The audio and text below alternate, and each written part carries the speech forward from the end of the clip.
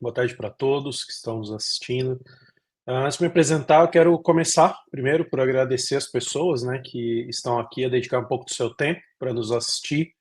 Também aos nossos participantes, é claro, que estão aqui para nos ajudar a transmitir esse conteúdo maravilhoso.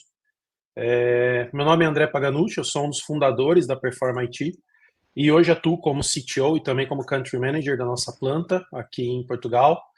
E eu estou aqui hoje para receber um dos nossos ilustres convidados, que vai falar um pouco mais desse assunto, né, tão fascinante, que é a inteligência artificial, que a gente está falando aí ao longo do dia, numa palestra maravilhosa que eu convido a todos a assistir. Então, seja bem-vindo, Paulo Seixas, que é o CEO da 1500 Consulting e Uni 1500. Bem-vindo, Paulo. Valeu, André, obrigado. Tudo bem? Estou aqui também em Portugal. Você fica onde? Estou aqui no Porto.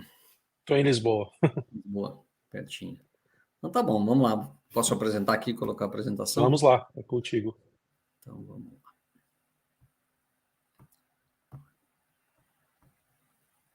Eita, espera só um pouquinho.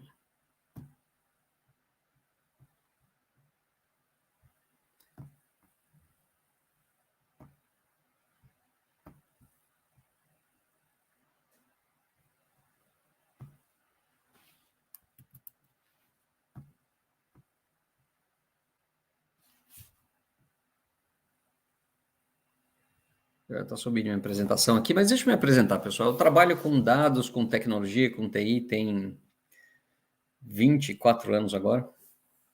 Não, 25 anos. E sempre buscando trabalhar com... Afinal, para que serve esse negócio, né? Para que a gente usa isso aqui? Como é que a gente está usando? Né? Para que ele funciona? Como é que a gente consegue realmente explorar o potencial dessas ferramentas todas? Então, quando começaram a surgir os termos de Analytics, né, lá no Brasil foi mais ou menos 2005 para 2006, nós montamos um MBA só para mostrar o que era Analytics, afinal. Deixa eu até contar um pouquinho de história aqui. Nós montamos esse primeiro aqui, MBA, em 2006, no final começou em 2007, para falar o que é Analytics, porque as empresas falavam de Analytics, achavam que era só para IBM, para Googles da vida, mas não para uma empresa normal, como Johnson, como Embraer, como CEMIG, CPFL. Então, nós montamos um MBA para desmistificar isso. Falar, vem cá, deixa eu trazer. Eu convidei as empresas para participarem, para elas verem que esse conceito de analytics era para qualquer empresa. Né? Só que ainda naquela época, a parte de tecnologia ainda era muito mais complicada que hoje. Em 2010, nós montamos outro MBA, também para demonstrar que, ó, legal, a tecnologia agora a gente implanta, todo mundo já viu que a analytics funciona para todo mundo, só que eu tenho um grande gargalo, que é a criação da cultura analítica. Então, nós criamos esse MBA que chamamos de Lean IT, para trazer esse conceito de Lean e para mostrar que o grande foco é a transformação cultural. Eu preciso criar uma cultura analítica. E esse processo foi caminhando, como todos, sempre trabalhando com ferramentas novas. Então, quando surgiram as primeiras soluções em cloud, que na verdade começaram a ser oferecidas em 2011, 2012, a gente começou a oferecer em cloud, a trabalhar em cloud, a mostrar para que servia aquilo, como servia, e mesmo agora, mesma coisa agora com inteligência artificial. Tá? Nesse percurso todo, além da 1500, que é uma empresa de consultoria, nós montamos uma outra empresa, que é a Uni 1500, para focar na formação de profissionais para a área.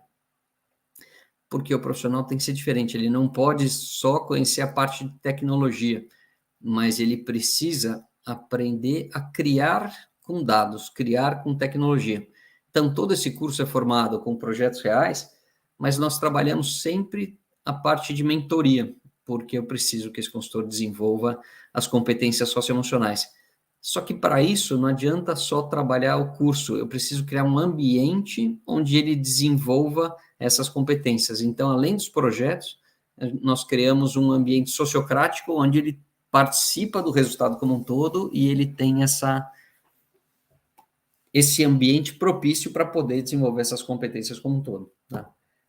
E para fechar, a ideia dessa formação era abrir a possibilidade de pessoas que não tinham acesso ao mercado entrar no mercado. Então, nossa seleção é uma seleção inclusiva, onde nós buscamos trazer pessoas que não tenham acesso a esse mercado como um todo.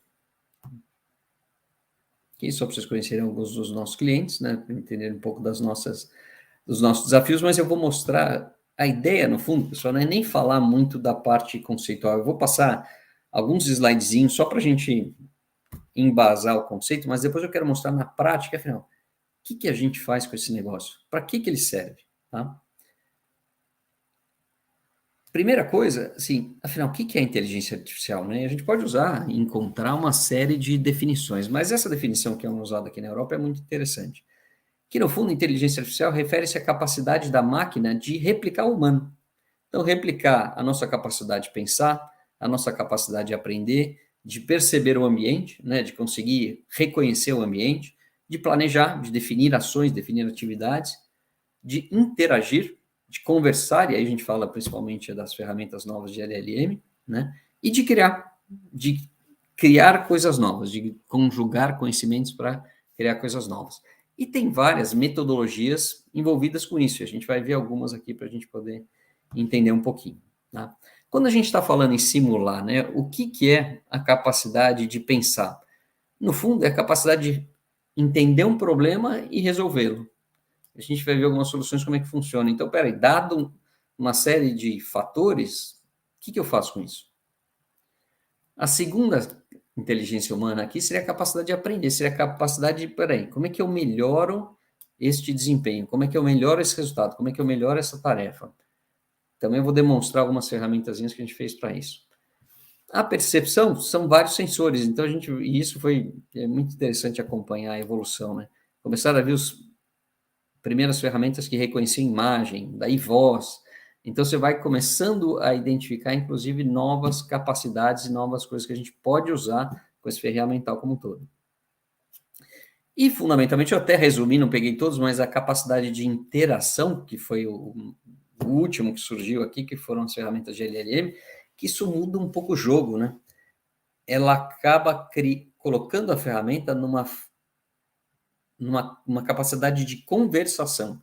Então, de certa forma, ela cria para a gente a capacidade de conversar com a máquina ou conversar com os dados, que altera completamente o potencial da solução. Tá? Só para exemplificar rapidinho aqui, algumas aplicações para cada um daqueles temas. Por exemplo, na área de saúde, eu sei que vocês tiveram uma discussão na área de saúde de manhã, mas o próprio Google fez uma ferramenta recentemente onde ela consegue fazer um diagnóstico melhor do que boa parte dos médicos.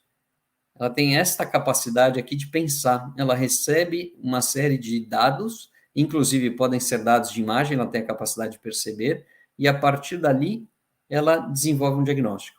Além disso, com o resultado que ela vai tendo, ela tem essa capacidade de aprendizado.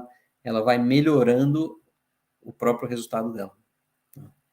Nas finanças, por exemplo, tem uma série de soluções, mas uma delas é detecção de fraude. Nós fizemos a primeira vez uma solução de detecção de fraude. Isso daí foi em 2009, sei lá, alguma coisa assim, que era para fraudes em energia elétrica, os famosos gatos. E como é que a gente faz isso? Nós criamos um processo de aprendizado de máquina que a gente vai falando para ele, ó, verifica onde teve fraude, qual que é o modelo, o que tem, e a partir dali ele vai identificando se eu tenho padrões diferentes, e aqueles padrões a gente vai criando, identificando novos padrões para identificação de fraude. Transportes, por exemplo, as novas ferramentas de veículos autônomos, ou parcialmente autônomos, e os chatbots de atendimento ao consumidor. Por enquanto, chatinho, uma hora vão ficar bons para atendimento. Então, tem um monte de coisa, a gente vai passar por uma série de produtos, mas era só para mostrar para vocês quais são essas competências de conhecimento, de aprendizado, de inteligência efetivamente que eles têm, né? E alguns conceitozinhos aqui, só para ficar claro o que a gente tem. O que é machine learning? Né? É uma capacidade de aprender sem que eu programe ele para isso. Sem que eu crie um programa especificamente para falar, faça assim, assim, assado. Sem que eu crie uma árvore de decisão correta. Ó, if, faça aquilo. Se acontecer isso, faça aquilo. Né? Por exemplo, eu passo um monte de dados para ele e falo, ó, identifica algum padrão aí dentro. Isso é um processo de machine learning. Tá? O deep learning é um machine learning avançado, que eu tenho redes neurais com uma capacidade maior de aprendizado. E o LLM? Né, o Large Language Models, o famoso ChatGPT, o Bard, as ferramentas novas, né? Como é que funciona esse troço? Porque quando nós olhamos pela primeira vez, a impressão que dá é que ele é inteligente, que ele sabe tudo, que ele consegue fazer tudo, né? E ainda mais, cada vez mais que ele vai evoluindo, eles desenvolvem uma competência nova para ele. Mas será que ele é inteligente mesmo? O grande diferencial, né? E aqui eu trouxe uma definição de como é que ele trabalha, muito simplesinho, mas no fundo o que ele faz? Ele é um grande motor estatístico que trabalha com linguagem. Então ele foi treinado com grandes volumes de dados, então ele consegue aprender estatisticamente, olha, qual que é a sequência mais lógica de texto. Então é uma base estatística para a conversação. Ele consegue fazer um monte de coisa? Consegue, mas no fundo o que ele está fazendo, ele entende o que você quer, aí ele pede para outro programa fazer aquilo. E às vezes tem muito erro nesse processo de entendimento. Mas ainda assim, a grande ferramenta, o grande diferencial dele, é essa capacidade de comunicação. Essa capacidade de interação, quase como se fosse um ser humano, que muda muito a forma como nós podemos interagir com a máquina. Tá? Que problemas que a gente enfrenta, né? Que isso é importante a gente ter em mente, porque a gente tem que trabalhar nas nossas soluções, como é que a gente resolve, como a gente enfrenta esses problemas. Então, primeiro, um viés, né? A gente pode ter por exemplo, um algoritmo tendencioso. Eu treinei lá o meu algoritmo dentro do sistema de machine learning, mas ele tem uma certa tendência. Né? Por que isso? Porque os meus dados são tendenciosos, os meus dados não são corretos, os meus dados não têm uma capacidade, não refletem a realidade, né? Ou eles trazem embutido neles até uma realidade que é uma realidade que tenha, por exemplo, um certo preconceito por trás. Tá? Então, a gente tem que pensar em como é que a gente resolve isso aqui para conseguir corrigir esse viés, tá? Que a gente tem dentro dos próprios dados ou dos algoritmos. E tem algumas coisas importantes que a gente levar em consideração, né? A gente tem um potencial gigante para trabalhar com dados, mas tem muito dado que a gente não pode trabalhar, ou só deve trabalhar sob determinadas circunstâncias. Por exemplo, saúde. Né? Eu posso usar sempre os dados de saúde? Não, eu tenho legislação para isso, que eu tenho que seguir ou pedir autorização, ou eu tenho que anonimizar esse dado e definir um uso específico que a gente pode fazer. Então, toda essa parte ética a gente tem que considerar, quer seja no uso, quer seja como é que eu vou usar essa decisão. Tá? E hoje tem um processo grande pelo menos, de discussão de regulamentação, que a gente vai ter em AI, provavelmente vem bastante coisa daqui para frente. Tá? São pontos importantes. E, claro, tem outros desafios, um que eu esqueci de colocar aqui, quando a gente fala do nosso amigo aqui do LLM, mas isso aqui nem sempre responde corretamente, ele dá umas alucinadas no meio do... E aí, como é que a gente resolve essa questão da alucinação? Né? Porque não é porque ele responde tudo que ele é o correto, que ele sabe tudo, ele não sabe tudo. Né? Ele não... Por mais que ele tenha um acesso a um volume de dados gigantesco, ele comete erros. Como é que a gente faz com isso? São todas questões, pessoal, que quando a gente desenvolve uma solução, aqui um caso real, a gente tem que levar em consideração. Tá? Não dá para a gente achar que isso aqui resolve todos os problemas, porque ele pode criar novos. Né? A gente tem que saber exatamente quando a gente vai poder usar um e outro. Mas vamos lá, deixa eu mostrar alguns casos, eu quero ir discutindo com vocês como é que a gente fez esse caso, o que ele gerou de resultado, e que desafios, ou o que a gente acabou utilizando. Nós fizemos, e aqui foi para uso interno, tá? Qual que era o nosso desafio? A gente tinha um desafio grande dentro do processo de formação, né? Eu contei para vocês que nós temos uma área de formação e tal, eu tenho pessoas com diferentes perfis, diferentes origens, diferentes experiências, diferentes vivências, boa parte delas, quase a totalidade nunca trabalhou com TI antes e vem trabalhar conosco, recebe uma formação e a gente faz um processo de desenvolvimento. E nós queríamos, de alguma forma, estruturar melhor esse trabalho, buscando, de um lado, aumentar o faturamento de cada um, aumentar a produtividade, mas, fundamentalmente, alavancar o nosso processo de aprendizado. O que nós queremos? Nós queremos um copiloto para os consultores. O que é isso? Ele ajuda o consultor a priorizar as atividades. Então, ele fala, Paulo, você tem esses projetos para fazer. E aí, que atividade que eu devo focar? Onde eu foco? Quais são as atividades prioritárias para mim? O que eu defino? Né? Qual que é a lógica por trás disso?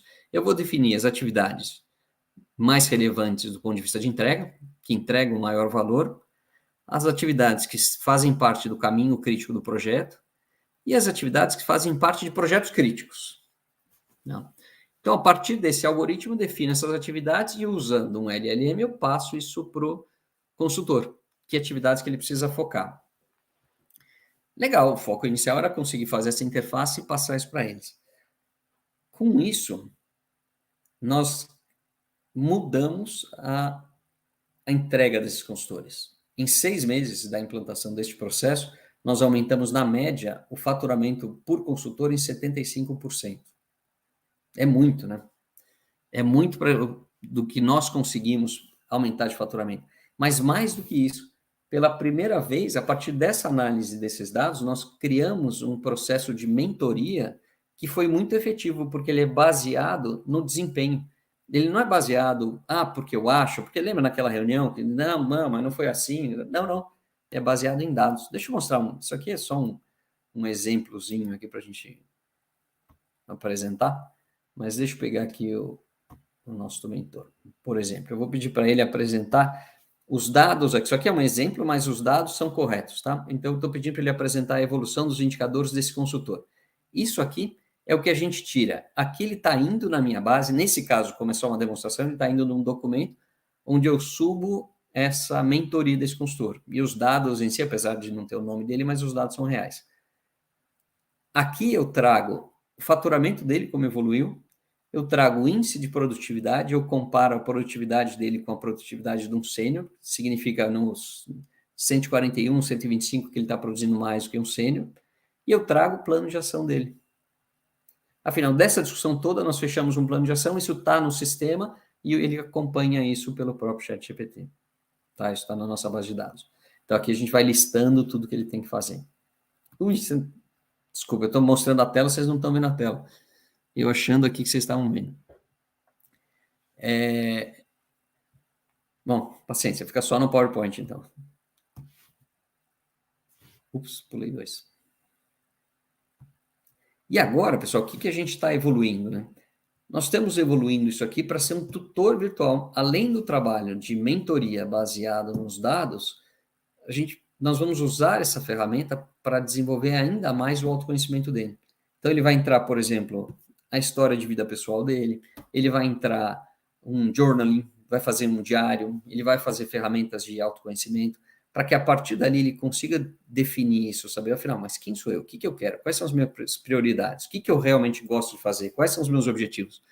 Para que aí sim ele consiga definir o objetivo dele profissional e, se quiser, também o objetivo de vida pessoal. E nisso que ele possa fazer o plano dele e crie esse processo de aprendizado. Por exemplo, a gente percebeu que, peraí, eu tenho, tá bom, minha produtividade, deixa eu ver se eu consigo, peraí. Eu não consegui, compartilhar a tela, opa, tá bem melhor. Então, espera só um pouquinho, pessoal, deixa eu mudar isso aqui.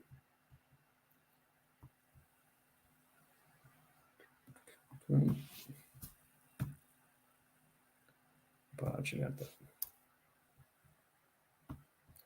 Tela inteira. Feito. Então, deixa eu voltar aqui, vocês não viram, mas eu pedi para ele trazer para mim, esse aqui é o nosso exemplo, né? Então, para apresentar a evolução deste consultor nos últimos 3 meses. Ele trouxe para mim aqui, ó, então como é que foi a evolução desse consultor? O que ele teve? O faturamento dele em junho era 100%, depois subiu para 225%, considerando a base de junho, né? Depois 280%. E como é que foi a produtividade dele? Então, era 98%, quer dizer que ele entregava quase como um sênior.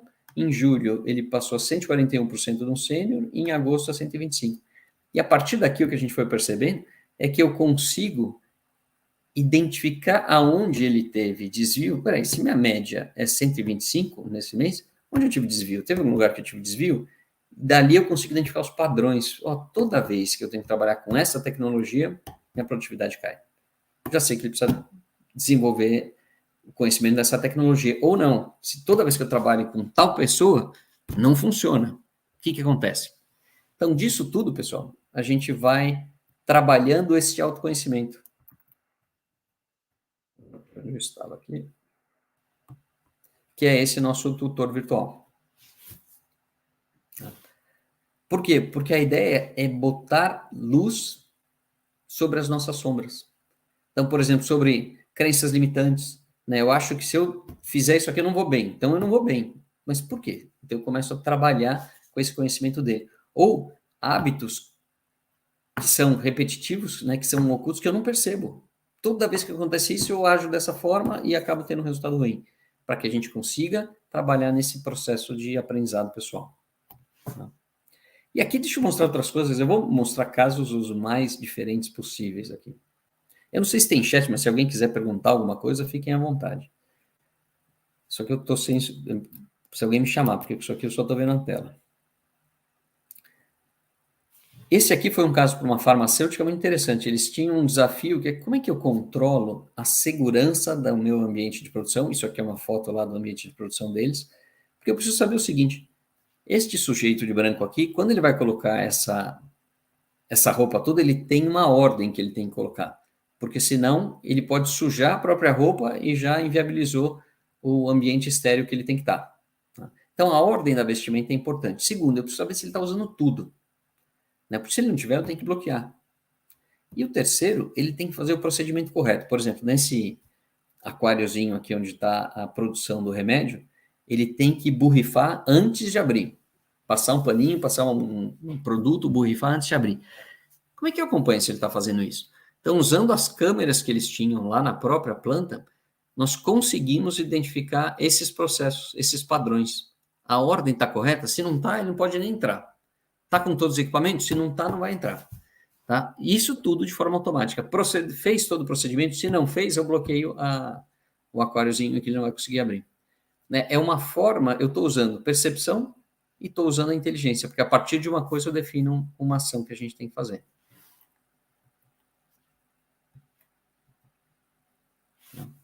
E aqui as coisas estão evoluindo, né? O uso, de certa forma, ele tem aumentado cada vez mais, e agora com os LLMs da vida, a gente consegue fazer uma interação muito mais fluida. Porque antigamente esse conceito, por exemplo, do copiloto de vendas, é uma coisa que a gente começou a trabalhar em 2013. Só que a gente tinha um desafio. A interface é ruim. Eu passar para um vendedor um relatório, ele vai me ignorar. Nós trabalhamos muito com empresas agrícolas, com empresas, por exemplo, que vendem sementes, que vendem agroquímicos. E o vendedor, ele está no campo, ele está na fazenda. Ele tem que visitar a fazenda, ele tem que visitar o distribuidor, que também está no campo. Ele não quer estar na frente de um computador. E no celular, vamos falar que a tela não é totalmente adequada para ele poder analisar esses números todos que a gente quer passar. E qual que é a ideia? Eu preciso organizar o vendedor para que ele consiga otimizar o tempo dele. O que é otimizar o tempo dele? Eu preciso que ele priorize os clientes de maior potencial e de maior propensão.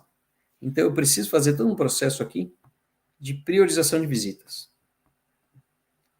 E nessas visitas, eu preciso falar, mas e aí, eu vou fazer o quê? E eu preciso preparar as visitas. Então, você vai falar com tal cliente, você vai oferecer isso aqui para ele, porque é o de maior potencial ou o de maior interesse que nós temos. Só como é que eu faço isso? Antigamente, a gente tinha que mandar um relatório para ele. Hoje, eu bato papo com ele. Usando o LLM, ele vai falar, e aí, o que a gente vai fazer? Qual é o plano? Daí o LLM traz um plano para ele. Ele diz, não, acho que não. Vamos fazer o seguinte, pega vamos primeiro priorizar a rota 2 e não a rota 1 e a gente inverte. Desses clientes aqui, eu acho que o cliente 3 não é adequado. Nessa conversa, ele retroalimenta o plano, ele muda o plano e a partir dali ele define a visita. Tá bom, vamos visitar o cliente 1. Vou oferecer o quê? Qual é o produto-chave para a gente trabalhar? Tem alguma informação que eu preciso perguntar? E o LLM vai respondendo para ele.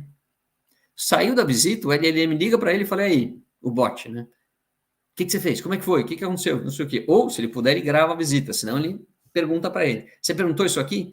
E a partir desse momento, com as respostas dele, ele alimenta o CRM. Ele não tem trabalho de digitar. Para vocês terem uma ideia, os vendedores de uma dessas empresas, eles passavam basicamente 40% do tempo deles em atividades administrativas. E hoje, ele vai poder, ele ainda não faz, mas ele poderá fazer isso tudo via voz, como se tivesse um assistente de fato trabalhando para ele. Tá? E para mim, o mais legal de tudo isso é isso aqui, ó. Eu estou criando um aprendizado em rede, porque o que um vendedor aprendeu, eu posso passar para o outro. E o que o outro aprendeu, eu posso passar para, eu posso trocar esse aprendizado. E estou aumentando, multiplicando a capacidade de aprender da empresa. Melhor ainda, o aprendizado é da empresa, porque ele fica guardado na empresa. Não é mais um aprendizado daquele vendedor que, se ele for embora, ele levou isso. Agora eu tenho um aprendizado corporativo com uma velocidade de evolução e de desenvolvimento muito maior. Olha outro caso de copiloto que nós estamos fazendo, que é, quem já, não sei se tiver alguma coisa de varejo hoje cedo, mas um grande desafio do varejo é conseguir otimizar a venda da loja, otimizar a venda por metro quadrado. Eu tenho um espaço, e eu tenho que fazer que esse espaço renda o máximo possível. A partir desse espaço é que eu consigo gerar minhas vendas. Então, eles têm um conceito que chamam que é a foto de sucesso, que é como é que eu organizo essa minha loja para que eu otimize esse ponto de vendas. Então, vamos falar que eu sou responsável pela área de bebidas. Tá? O que eu tenho que definir nessa foto de sucesso? De acordo com o mix e com a participação na prateleira, que a gente chama de share da prateleira, eu posso otimizar minha venda. Então, eu tenho que ter o mix e o share ótimos, só que isso não é constante, isso muda de acordo com o dia, isso vai mudar de acordo com a época do ano, pode mudar de acordo com a temperatura, por uma série de fatores. O planograma é outra coisa importante, a ordem desses produtos na prateleira, ela aumenta ou piora a venda. Então, eu tenho que ter minha prateleira muito bem organizadinha, assim como o meu preço. Né? O preço tem que estar um preço ótimo para que atraia o consumidor e gere a margem necessária. Só que esse preço muda de acordo com o preço do meu concorrente. Né? Tem a solução seguinte que eu queria mostrar para vocês. Nós tem uma outra ferramenta que é um robozinho que pega o preço do mercado e me atualiza. Ó, teu concorrente baixou o preço. Então, eu consigo trazer aqui e falar, eu tenho que mudar minha promoção. Eu tenho que mudar minha precificação e tenho que mudar a minha promoção. E da mesma forma, se eu mudei a promoção, não adianta eu mudar o meu preço se eu não melhorar a minha divulgação. Eu tenho que melhorar a divulgação disso que eu trabalhei. Né? E para garantir que tudo isso funcione, eu tenho que ter um pedido ótimo que garanta que eu tenho o produto quando o meu cliente chegar na loja. Só que isso é muita decisão. O que a gente faz? Eu junto toda a informação, usando os dados do cliente, do RP dele, usando a foto da área, da prateleira, usando estes dados de preço de mercado que a gente consegue capturar, eu passo para este responsável por sessão tudo que ele tem que fazer. O que a gente vai fazer agora de manhã? Vamos organizar isso, isso, isso. À tarde, o que agora a gente tem que fazer? Isso, isso, isso. Como é que está o nosso estoque? Então, eu crio um otimizador do trabalho, que, ao mesmo tempo, a partir do momento que ele vai aprendendo, ele vai retroalimentando essa foto de sucesso aqui de cima. Ele vai melhorando essa foto de sucesso e criando esse processo de aprendizado. E vejam, pessoal, que a gente está usando várias das inteligências que a gente tem lá no início.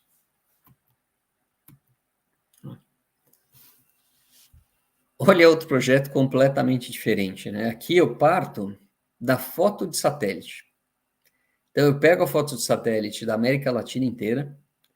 Dessa foto, eu identifico a fazenda, eu identifico o talhão, que é uma área da fazenda dedicada a uma cultura, e eu identifico a cultura. Tudo pela foto. A partir disso, usando o dado da cultura, da área e da região, eu consigo calcular qual que é a produção que ele vai ter e qual que é o potencial que ele tem de consumo dos meus produtos, quer seja semente, defensivo, adubos, serviços, o que seja. E pelo perfil histórico do cliente, eu calculo a propensão dele. Com isso em mãos, nós definimos as rotas e a priorização de cada cliente. Eu desço nesse nível de detalhe para falar para o vendedor, olha, vai nesse cliente, usa essa rota, ó, na segunda você faz essa rota, visita esse cliente e oferece esse produto a partir das fotos de satélite e de outras fotos, de outros dados que eu tenho dentro da empresa. Veja que o potencial disso tem um mundo de coisas para a gente trabalhar, né? Um mundo de análises que a gente pode fazer e que a gente pode melhorar. Né? E olha, e aqui eu pulei para outro lado completamente diferente. Foi outro projeto que nós fizemos numa cervejaria. Eu consigo usar inteligência artificial em várias questões, quer sejam grandes, né, como definir um potencial do mercado inteiro, ou questões muito específicas. Aqui nós usamos para analisar como é que eu reduzo o custo de água e energia elétrica no processo de resfriamento do mosto, que é uma etapa do processo de produção de cerveja. Então, o que eles tinham? Eles tinham o processo, eles têm uma etapa lá que chegou o mosto, que é uma fase da produção da cerveja, e depois ele passa por um processo de resfriamento. Só que o mosto vem quente e ele tem que sair numa temperatura baixa para seguir o processamento dali para né, todo o processo de produção dali para frente. Quais são os grandes gastos? Ele coloca nessa serpentina de resfriamento aqui uma água gelada, que ele tem essa temperatura de entrada, e ele mede a temperatura da saída da água na ponta, né? E ele mede a temperatura da cerveja. Só que, dependendo do estado do resfriador, né? Tem uma ferramenta, um equipamento lá para fazer o resfriamento, essa produtividade é maior ou menor. Então, eu uso mais água e mais energia e mais tempo de acordo com esse estado. E nós percebemos pela análise que eu tenho um ponto ótimo, que eu tenho que parar esse resfriador, trocar de resfriador para poder limpá-lo, para poder otimizá-lo, para que ele possa voltar. Né? A partir desse ponto, ele demora mais para resfriar, vou precisar de água mais gelada, vou precisar de mais tempo para resfriar. Então, eu tenho uma curva que a gente identificou que eu tenho um ponto ótimo, onde até ali o custo é bom, a partir dali o custo é maior, não vale a pena. Então, nós identificamos isso para que ele troque. Ó. Então, chegou aqui, você troca, vai para outro resfriador e a gente fica trocando, entra em manutenção e volta para o outro, para a gente poder trocar. Veja que são casos completamente diferentes de uso do dado e do processo de aprendizado. Eu vou aprendendo sobre o processo e vou melhorando como é que eu faço esse processo. E, no fundo, em todos eles, a gente está criando um aprendizado em rede. É um aprendizado que, de cada, por exemplo, nesta empresa aqui, por exemplo, ela é uma multinacional, e isso aqui ele pode trocar com todas as outras, né, as outras fábricas que ele tem. E se ajustando com cenários diferentes, né? Porque isso depende da temperatura do ambiente, de como é que foi, o que não foi. Então, a gente pode ir ajustando isso para cada um, preço da energia, tipo de energia que ele usa. Tá? Aqui, um último, só para a gente falar, nós pegamos, isso aqui é um contact center, né? Nós pegamos toda a gravação em voz, transcrevemos para texto, e a partir dali a gente começou a fazer uma análise do, bom, peraí, o que vendeu, o que não vendeu? Quais foram os argumentos usados? Para criar exatamente aquele processo de aprendizado em rede. Um argumento que funcionou para um perfil de cliente, para um produto, eu posso replicar para os outros, então eu passo isso para o script para os outros. O que não funcionou, a gente para de usar. Então, no fundo, veja, eu acho que o grande ponto da inteligência artificial que eu queria passar aqui com vocês é que ela cria esta possibilidade de criar processos de aprendizado em rede, onde um pode aprender com o outro, a gente pode criar um processo de aprendizado organizacional. Só que eu tenho que trabalhar com todos aqueles pontos que a gente tem. Dados pessoais, o que eu posso usar, o que eu não posso usar, como é que a gente vai integrar isso aqui? E não adianta pensá-la só do ponto de vista da tecnologia em si. Eu tenho que pensá-la do ponto de vista do processo, das pessoas, como é que eu integro tudo isso numa solução única. Agora, eu queria, no fundo, abrir para perguntas, porque é ruim aqui, não estou vendo ninguém, não estou ouvindo ninguém. Então, quero entender um pouquinho se tem... Como é que a gente faz, se tem como interagir. Agora, que eu não estava vendo aqui o chat, pessoal, eu estava vendo só a tela. Deixa eu pegar aqui a pergunta da Mabi. Como as empresas podem começar se já não pensam em são data-driven em busca da personalização? No fundo, Mabi, assim, o processo de pensar em utilização de dados ou inteligência artificial, eu tenho que pensar no processo, no negócio. Eu não preciso pensar no dado, né? Eu não preciso pensar na tecnologia em si.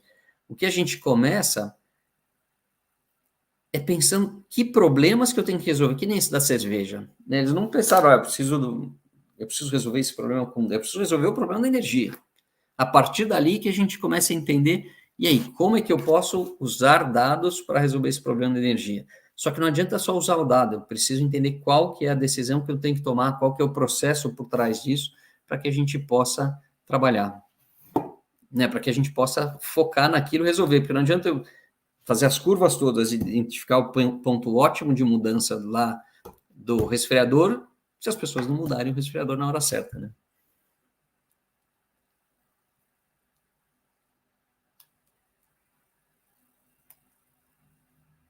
O que mais, pessoal? Alguma dúvida? O que vocês querem saber?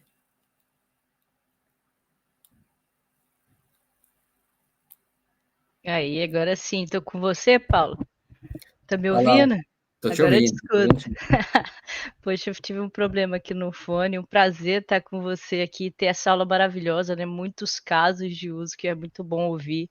Acho que é inimaginável, né, eu tinha colocado ali no chat do YouTube, né, o que que a gente vai conseguir hiperprodutizar, o que a gente já está acelerando com tudo isso, né.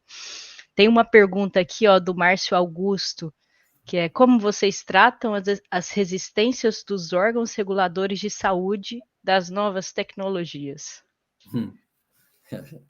Bom, eu não trato a resistência dos órgãos reguladores de saúde, mas assim, no fundo a gente tem que entender o que eu tenho na legislação, o que eu posso fazer, o que eu não posso, e mostrar qual é o potencial do resultado que a gente tem. Por exemplo, na saúde, nós temos, claro, alguns desafios bem significativos, né? Privacidade é um deles, que a gente tem Sim. que lidar. Então, segurança dos dados, a gente não pode deixar esses dados vazarem, mas tem um potencial enorme, quer seja de aprendizado e de evolução. Então, por exemplo, aquele mesmo caso que nós fizemos para a farmacêutica, das imagens, o Hospital 9 de Julho fez um semelhante para identificar se o paciente com risco de queda estava levantando da cama quando ele não poderia, para alertar um enfermeiro para ir lá. Então, no fundo, acho que o grande ponto é mostrar o potencial para melhorar o resultado da saúde, o resultado, né, do paciente em si, a melhora da qualidade do processo, e a partir dali a gente ir buscando. Veja o teleatendimento, né? Era proibido, não pode ter teleatendimento, não sei o quê. Veio a pandemia, não tem como, a gente tem que usar o teleatendimento. E aí quebra-se uma resistência. Eu acho que É, essas resistências, aos poucos, a gente vai quebrando, a gente vai evoluindo. e a gente vai aprendendo com isso, né, acho que vai Exato. ser necessário muito letramento e muita cultura, né, a gente vai ter que bater muito nessa questão da ética também. Muito bacana, para tomar até um cuidado, né, com o certo uso. E como que foi isso aí para vocês, Paulo? Pensando, nessa ética mesmo, assim, em usar, utilização dos dados, né, nisso tudo de como que a gente vai fazer. Eu sei que a gente sempre parte pelo problema, né, no case da cerveja ali eu percebi, a gente fez uma cerveja recentemente também, a AIPA, utilizando, inteligência artificial em todo o processo. O que foi muito legal, eu convido aí, caso o Samir esteja na sala, para ele entrar e te contar um pouquinho É. também, foi muito bom esse porque a gente tenta, a gente faz, em casa o que a gente prega também, né. Aham. Isso é maravilhoso. Mas como que foi isso para vocês? Vamos começar a utilizar então LLM, né, IA generativa, né, como que foi tudo isso na empresa? Mabi, no nosso caso, a gente está sempre. Tudo sai de novo, a gente testa. Tudo, tudo. Juro, sai novo, vamos testar, vamos ver o que tem, o que a gente pode fazer. E aí, nós nos deparamos com essas questões, né? Então, por exemplo, nós começamos a usar dados, reconhecimento de imagens, reconhecimento de clientes por imagem e tal.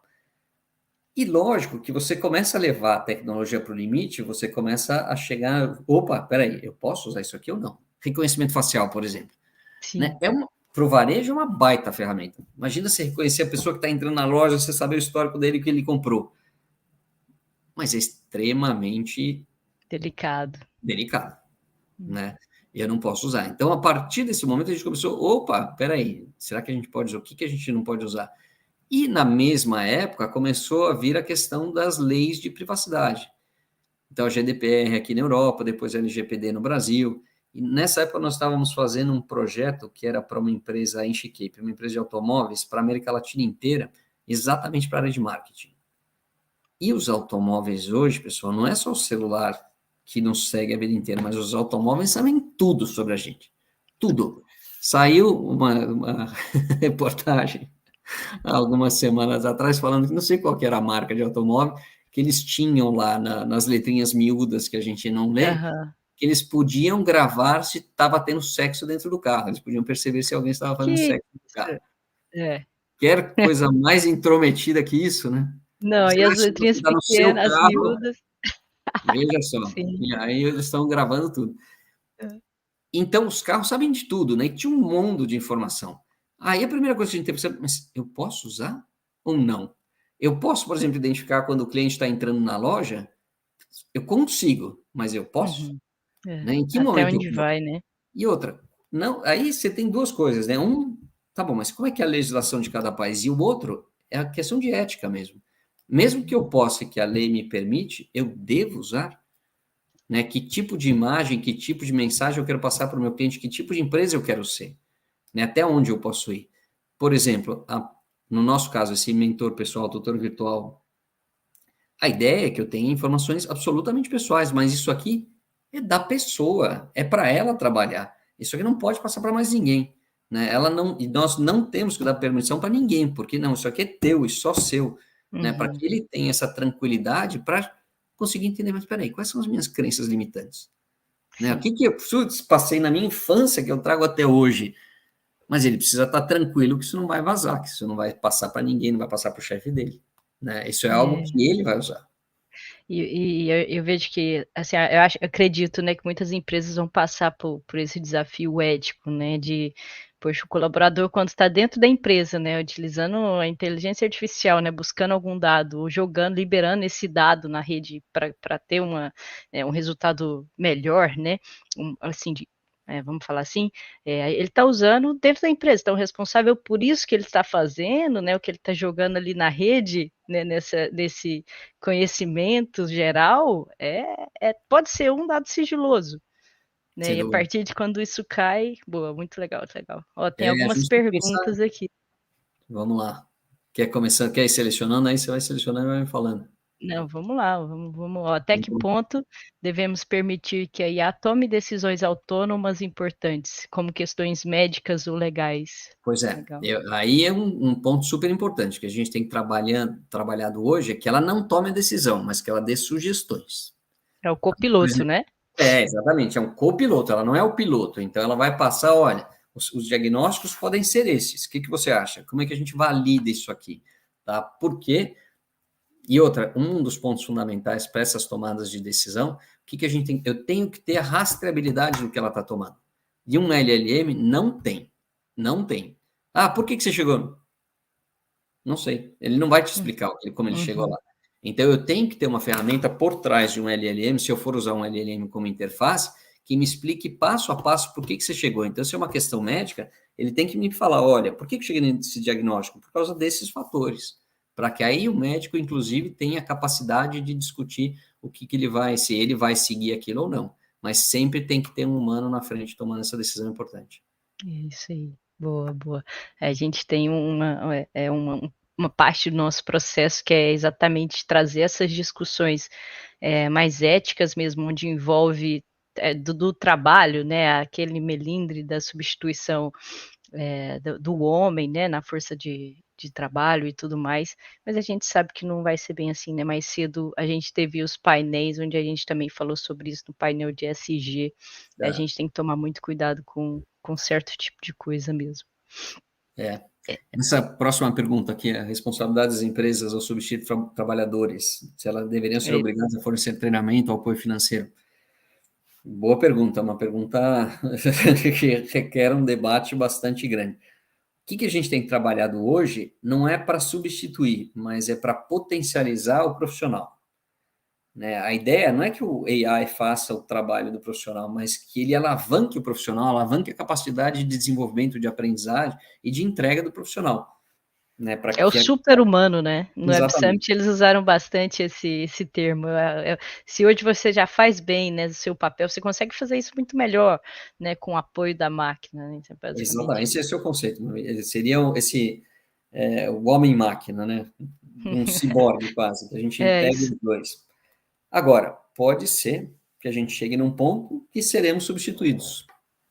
E aí, talvez a própria sociedade tenha que pensar numa alternativa. Né? Se todo o trabalho que nós fazemos hoje vai ser automatizado, boa parte deles, como é que a gente vai sobreviver? Né? Como é que, assim, economicamente a gente vai sobreviver? Se a gente conseguir automatizar tudo isso e gerar uma renda extra, essa renda vai ser distribuída de que forma? É uma questão super importante para a gente ver no futuro. Perfeito, perfeito. Isso dá pano para manga, viu, Paulo? Muito, nossa. Ó, a próxima pergunta aqui, como que a gente lida com o viés nos algoritmos de IA para evitar a discriminação que podem surgir desses sistemas? Tem algumas maneiras, né? Uma, olhando os nossos dados. E tem coisas que os dados são corretos, não, estão corretos, eles representam a realidade. Mas a realidade já traz por si só um viés, né? Ela já traz uma discriminação que vem do passado. Então, a gente tem que mudar os dados. Né? Eu tenho que ajustar os dados para que eu consiga evitar isso aqui. A outra coisa é em que variável que eu vou usar. né? Não só os dados, tem coisas que estão nos dados que eu não tenho como evitar, então que variáveis que eu vou utilizar e que decisões eu vou tomar a partir desses dados, né? Tem coisas, aquela pergunta inicial, né? Uma decisão de crédito, até onde eu posso usar, que características eu posso usar ou não para conceder um crédito, né? Se é uma coisa crítica, até onde vai a máquina, até onde vai o ser humano. Tá? Então, tem uma série de estratégias para a gente reduzir o viés. Eliminar totalmente, teremos um bom trabalho. Vai ser difícil a gente educar, né, a máquina para isso. Vai. Pô, muito legal. Aqui a gente tem outro que eu achei da Tatiane. Ela mandou: como você avalia a eficácia e o desempenho das soluções de IA que desenvolve? Métricas ou modelos de avaliação? Essa é boa, hein? Não, essa é ótima. No fundo, o meu objetivo não é desenvolver a ferramenta, o meu objetivo é resolver um problema de negócio. Então, o nosso foco sempre é avaliar o resultado de negócio. E aí, a partir dali, eu vou ajustando a ferramenta ao meio, ela não é o fim. Então, o que eu quero saber, afinal, o meu resultado melhorou? O custo da cerveja, as vendas, o desempenho das pessoas, a produção de cada um, melhorou? Então, tá bom. E a partir dali, a gente vai trabalhando a nossa ferramenta. Claro que a gente tem trabalhos da ferramenta. Então, o pessoal está usando? Esse é um ponto fundamental, porque não adianta eu fazer todo um processo analítico para tomada de decisão se ninguém usa aquilo. Então, se não estão usando, já é o ponto-chave. Né? O tempo de resposta está legal, aí você tem uma série de métricas, de modelos, para a gente avaliar o modelo, se o modelo está adequado, se não está adequado. Mas, no fundo, o fundamental eu quero saber na ponta. Esta análise, esse algoritmo está gerando o resultado que a gente quer? Essa solução como um todo está aumentando as vendas, está reduzindo meu custo, está melhorando o bem-estar do meu funcionário, está melhorando... E se não está, né? Como que a gente vai fazer para evoluir isso, né? Para buscar, vamos pivotar, né? Vamos começar de novo, vamos olhar de novo para o problema e isso. É o que a gente mais faz, né? Repensa, faz de novo, testa aqui, testa ali. Isso. A gente está aumentando a velocidade de resposta através da IA. E quanto à análise desses laudos, o David mandou, David Andrew. Eu não sei se eu estou falando errado o nome, gente, me perdoa. Sabe, tem uma coisa super importante nessa pergunta do David, é o seguinte. Nós fazemos um trabalho, por exemplo, que a gente senta com... Então, pega lá, uma diretoria de marketing. A gente vai fazer toda uma discussão com essa diretoria de marketing para entender o problema e fazer análises ali na hora para chegar a um diagnóstico. Então, a gente marca lá 3 reuniões de 3 horas, a gente faz essas discussões a quente, com dado. Então, me dá conexão e a gente vai conectar os dados e vai trabalhar. Inicialmente, eu fazia com o consultor do meu lado. Então, eu ia discutindo e o consultor do lado, faz esse algoritmo, faz isso aqui, faz essa análise, isso que ele ia gerando. Hoje, eu posso fazer sozinho com o ChatGPT. Só que o ChatGPT erra. A gente viu que o brasileiro testou muito o ChatGPT por aqui, viu, Paulo? Né? E mesmo que ele use agentes para cálculos, né, que ele me entenda e ele vai... Não é ele que vai calcular, ele vai usar um agente específico para calcular. Mas esse processo de entendimento e cálculo, ele erra. Então, o que a gente tem que fazer? Quando eu faço um trabalho com ele, eu peço, calcula isso e me traga uma amostra dos dados para provar que o cálculo está certo. Né? Por quê? Porque eu tenho que ter a visão crítica se essa análise está sendo feita ou não. Então, no fundo, o que a gente tem trabalhado com os usuários finais, o médico, o professor, o engenheiro, é que eles têm que ter essa visão crítica para validar se aquela análise foi bem feita ou não. Se aquela atividade, porque não pode ser só uma análise, né? Se aquela atividade foi bem feita ou não. Eu não posso simplesmente passar para a IA e falar, não, faça que eu vou confiar que você está sempre certo. Ao contrário, eu tenho que manter o meu controle sobre essa discussão, sobre a qualidade final do trabalho. Isso, no final a gente dá a cartada, né, se passa ou não. Boa. E aqui o Zenegri mandou, você falou muito sobre a questão de geração de conhecimento gerado através de modelo de Deep Learning. Isso é uma forma de abordagem que pode gerar um hive mind ou ainda singularidade? Boa, Zé. Zé pegou agora. Estão pegando pesado ainda. Não, acho que ainda a gente está longe da singularidade, né? E é engraçado, porque quando a gente pega um chat GPT da vida, você começa a conversar com esse negócio, você parece, uau, isso aqui pensa, né? Mas ele está longe de ter capacidade de fato de pensar, e mesmo os modelos que a gente tem de Deep Learning ainda, eles estão longe, eles conseguem replicar um padrão. Claro que ele vai conseguindo criar uma capacidade, mas ainda muito específica. Você tem vários, por exemplo, testes que vão colocando uma inteligência artificial contra a outra num joguinho para as duas aprenderem. E elas vão testando padrões, mas ela faz isso para aquilo. Né? Ainda de forma muito local, definida. Um dia, a gente provavelmente vai chegar lá, né? Mas quando? Ninguém sabe. Né? Tem gente que fala, não, em 50 anos, não, imagina. Tem gente que acha que em 10, 50, em 500. Não, Tá quem muito rápido, né? A gente tá passa, muito... aí vem algo inesperado, né? Como foi essa pandemia com a aceleração, né? A transformação aí, mandando todo mundo mudar e trabalhar de casa e a gente se adaptando a esse processo, né? Então, quando do nada, quando a gente menos espera, a gente é obrigado a mudar, né? E isso é onde a gente inova, né? Então, agora com a tecnologia do nosso lado, vamos ver o que a gente consegue. Ó, Paulo, estão pedindo um case de IA que mais te surpreendeu. Ó, o que eu achei de todo... Você vê que tem vários, né? Assim, os mais diferentes, não sei o quê. Do ponto de vista de tecnologia, tem uns muito legais. Você pegar da foto do satélite, você chegar na fazenda, no potencial, não sei o quê. Tarará. Pô, isso é super legal. Mas, sinceramente, o que eu acho o mais legal é aquele que a gente traz esse processo de desenvolvimento pessoal. E esse que nós fizemos até internamente, né? De começar a trabalhar com os consultores, de sugerir para eles a priorização da atividade e de ver o que a gente extrai daquilo, cara, isso é um processo de terapia, né? Porque eu consigo ver as minhas atividades que a gente faz no dia a dia, você fala, meu Deus do céu, olha só. É quase como um amigo te falando, você já percebeu que toda vez que acontece isso, você reage dessa forma? É isso. Então, isso traz para mim uma possibilidade de aprendizado gigante.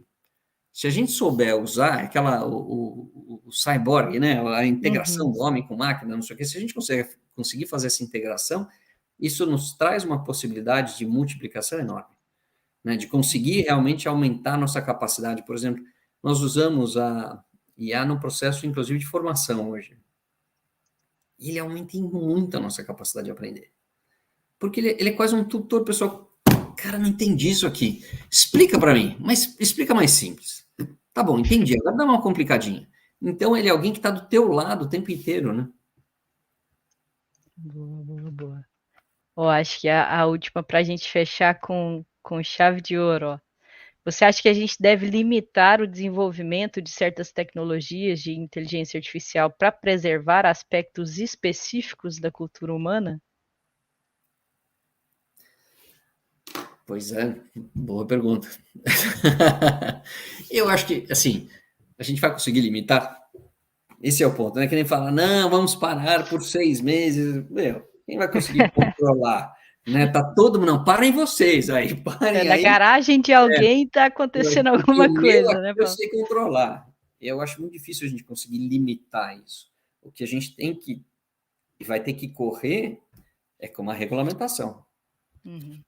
né? A gente vai ter que regulamentar, não dá para deixar no Velho Oeste tudo solto, todo mundo matando todo mundo. A gente tem que ter uma forma de controle disso tudo. Legal, boa demais. Cara, muito bom, muito bacana, Paulo. Cara, um prazer gigantesco ter você aqui falando pra gente essa aula maravilhosa com esses exemplos maravilhosos que você trouxe. Fica só gratidão mesmo, viu, pela sua presença. A Não, eu gente que vai ter agradeço. mais uma horinha aqui depois do encerramento aqui para a gente falar sobre a liderança na era da IA. E já puxando esse gancho para a próxima parte, né? Tem algum conselho que você dá para essa liderança, Paulo? Nossa, tinha que ter passado essa pergunta antes. Não, Não, fez ao vivo a conversa com o é, GPT aí. eu acho que um ponto que a gente tem que fazer é ter capacidade de aprender, né? Tá aberto para aprender. E sabe que tem algumas coisas que a gente vai vendo, né? Que a gente vai percebendo que dessa briga toda que a gente teve aqui, né? De até política, a favor, contra, não sei o que, nós perdemos a nossa capacidade de ouvir. Uhum. Total. Né? E aí nós percebemos, alguém começa a falar alguma coisa que a gente já não acha, a gente nem ouve, a gente já começa a buscar que não funciona, não funciona, eu já começo a procurar respostas porque aquilo está errado. Mas nem ouvi, né? Eu acho que hoje a gente tem que estar aberto para aprender, porque as coisas estão mudando bastante. E não, elas não estão só evoluindo, elas estão num processo de revolução, de mudança completa que a gente pode ter, né? Então a gente tem que estar aberto. A gente tem que parar para ouvir, pensa, se não tem espera um pouquinho, vamos parar, vou ouvir, ó, não tenho resposta ainda, deixa eu pensar mais um pouco. Nossa, maravilhoso, maravilhoso, Paulo. Muito obrigado. O pessoal tá batendo palminha, agradecendo, falando que foi sensacional. Eu concordo totalmente com eles. E foi um prazer te ter aqui. Valeu, pessoal. Obrigado pelo convite. Até a próxima, Paulo. Um abraço. Tchau, tchau. Fala, turma.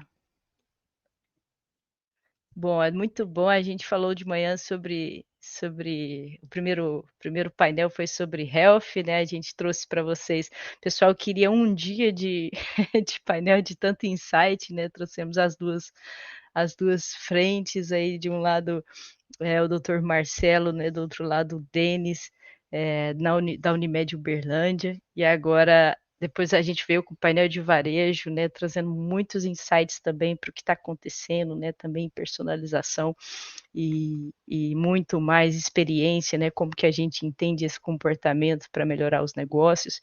E depois a gente veio com o ESG, que foi muito foda com a Leane e com o Marco. Muitos insights também. Para quem não conhece do tema, já pesquisa, o tema muito quente, né? A gente precisa olhar para isso. E agora a gente vai falar daqui 5 minutinhos, dá tempo de ir correndo lá no banheiro, pegar uma água e voltar para a nossa aula aberta. A gente vai ter mais tarde uma surpresinha aí, vai rolar um sorteio. Então participem, fica até o final para vocês poderem concorrer, tá bom? Até já, turma!